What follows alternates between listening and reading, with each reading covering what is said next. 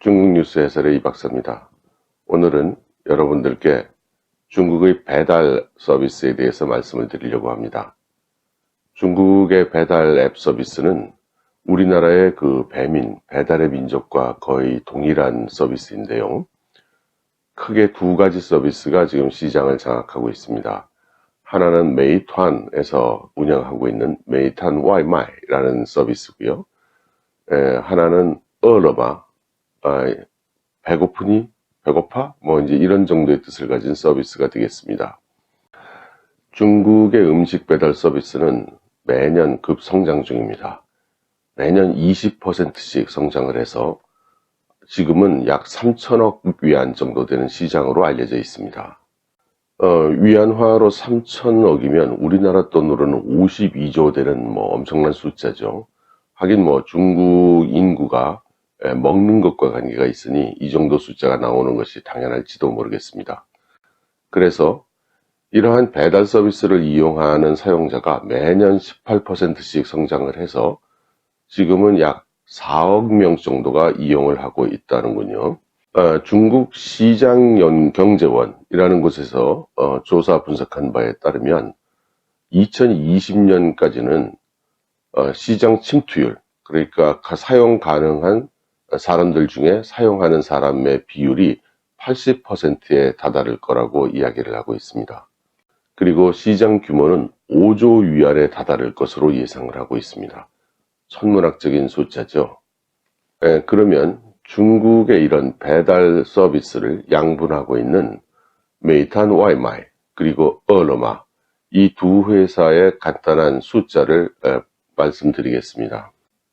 메이투안의 사용자는 4억 명, 얼어마는 3억 6천만 명입니다. 그리고 하루 오더는 메이투안이 2천만 건, 얼어마가 900만 건이고요.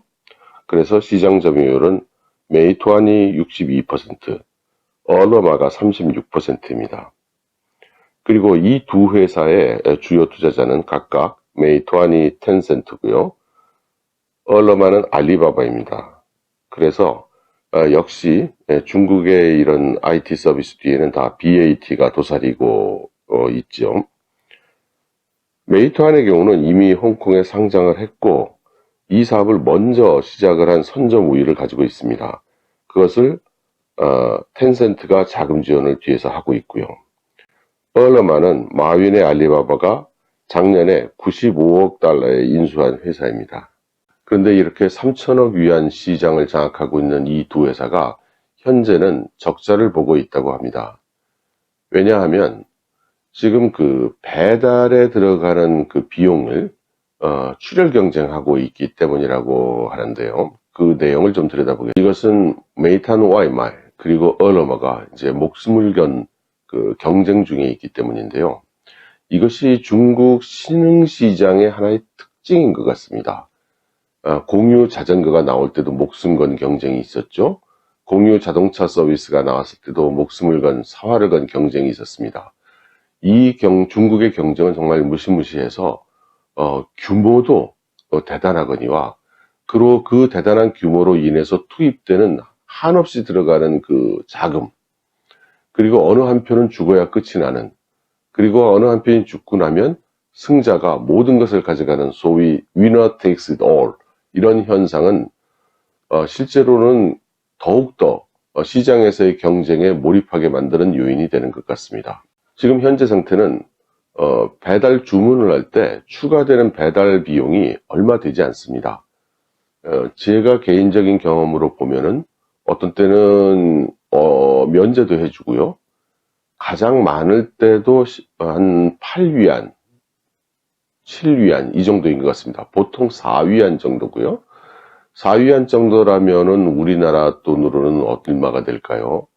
한 1위안이 170원 잡는다면 말이죠. 그러니까 어쨌든 1,000원이 안 되는 돈입니다. 그러니까 이런 그 추가 배달 비용이 굉장히 싸기 때문에 소비자들은 마음 놓고 주문을 시킬 수 있고 본인이 귀찮게 이동을 하고 음식점을 가느니 이렇게 그 부담 없이 배달을 주문하는 것이죠. 그래서 텐센트는 작년에 이 배달 비용의 적자를 보전하는 지원금을 지급한 것만 40억 위안이라고 합니다. 그에 반해서 알리바바 쪽은 30억 위안을 지출했다고 하고요. 그래서 지금은 서비스 경쟁이 아닌 누구의 호주머니가 더 깊으냐, 이게 중국식 표현인데요. 누가 돈을 더 많이 갖다 집어넣느냐의 소위 그 자금 경쟁이 되고 있는 양상입니다. 이런 그 배달 서비스의 발전은 당연히 배달을 해주는 인력의 수요를 급증시켰습니다. 그래서 지금 그 중국에서 이런 음식 배달을 하고 있는 인력이 700만 명에 달한다고 합니다. 그리고 지역에 따라서는 대졸자의 거의 90%가 직장을 잡지 못하자 이런 배달 서비스를 하고 있다는 그런 보고도 있습니다. 이런 말은 그 중국의 유명한 경제학자인 우샤오포라는 사람이 이제 발표를 한 내용인데요. 그러면 이런 일자리에 대학까지 졸업한 젊은 친구들이 왜 뛰어드는가? 보통 하루에 40에서 50건 정도의 배달을 하게 되는데, 이 일하는 시간이 그 식사 때로 집중이 돼 있고, 일단 이 일을 하러 나가게 됐을 때 누구에게 감독을 받지 않아서 비교적 자유롭다는 거죠. 그래서 자기가 도모하는 일을 추진하면서 또 돈을 벌기 위한 방법으로는 이런 배달을 선택하는 젊은이가 늘고 있다는 것입니다. 그리고 이런 배달 서비스의 발전은 음식점에도 당연히 영향을 끼치는데요. 이미 배달 서비스를 하지 않는 음식점과 하는 음식점의 격차가 벌어지고 있고, 배달 서비스를 하는 그런 음식점의 경우에는 매출이 연 10% 정도 성장을 보인다고 합니다. 그리고 이미 배달 서비스가 안정화된 음식점의 경우에는 매출의 40~50%를 그 배달이 차지한다고 하는군요. 그런데 이런 그 배달 서비스가 발전하는 것은 음식점 간의 경쟁에 또 변화를 가져왔습니다. 과거에는 사람들이 움직일 수 있는 범위 내의 음식점이 제한적이었죠. 그런데 배달을 편하게 시켜 먹을 수가 있게 되니까 뭐 2km, 3km 떨어진 음식점에서도 배달을 시킬 수 있게 된 겁니다. 다시 말해서 음식점 입장에서 보면 경쟁을 해야 될 음식점의 수가 몇 배로 늘어나는 것입니다. 그래서 이런 배달 서비스에 잘 적응하는 음식점은 살아남고, 여기에 잘 적응하지 못하는 음식점은 도태되는 현상도 일어나고 있는 것입니다. 북경의 경우 2017년에 음식점이 약 32만 개 정도 있었다고 합니다. 그것이 2018년에는 29만 개로 3만 개가 줄었습니다. 그러니까 10집 중에 한 집 정도가 줄어들게 된 것이죠. 그런데 음식 배달 서비스가 이렇게 발전을 하면서 재밌는 현상이 하나 일어나고 있는데, 그것은 국제적인 글로벌 프랜차이즈 패스트푸드, 말하자면 맥도날드, 켄터키 프라이드, 이런 피자헛, 이런 음식점들이 경쟁에서 밀려나고 있다는 점입니다. 중국의 작은 음식점들은 이런 배달 서비스에 맞춰서 가격이 민감하게 왔다 갔다 하는 소비자의 그런 수요에 맞춰서 가급적 가격을 낮추고 사진으로 보여지는 음식의 모습을 보다 유혹적으로 만들고 여러 가지 배달용을 위한 메뉴를 개발하고 이렇게 대응을 하는데, 이런 국제적인 프랜차이즈나 국제적인 패스트푸드 체인은 그렇게 할 수가 없는 겁니다. 아무래도 새로운 메뉴 개발도 과정이 길고, 또 매장에 찾아오는 손님에게 맞춰져서 만들어진 원가 구조이다 보니까 배달 서비스 차지를 지불하면서까지 내야 하는 이제 이런 방식에 대한 원가 부담이 있는 겁니다. 그래서 중국에서는 맥도날드나 KFC가 발전을 하는 게 아니라 점점 줄어들고 있습니다. 그래서 최근에는 맥도날드 같은 곳이나 KFC에서도 활로를 모색하고 있는데, 일단은 소위 고급형 패스트푸드 레스토랑이라는 것을 시험적으로 만들기 시작했고요.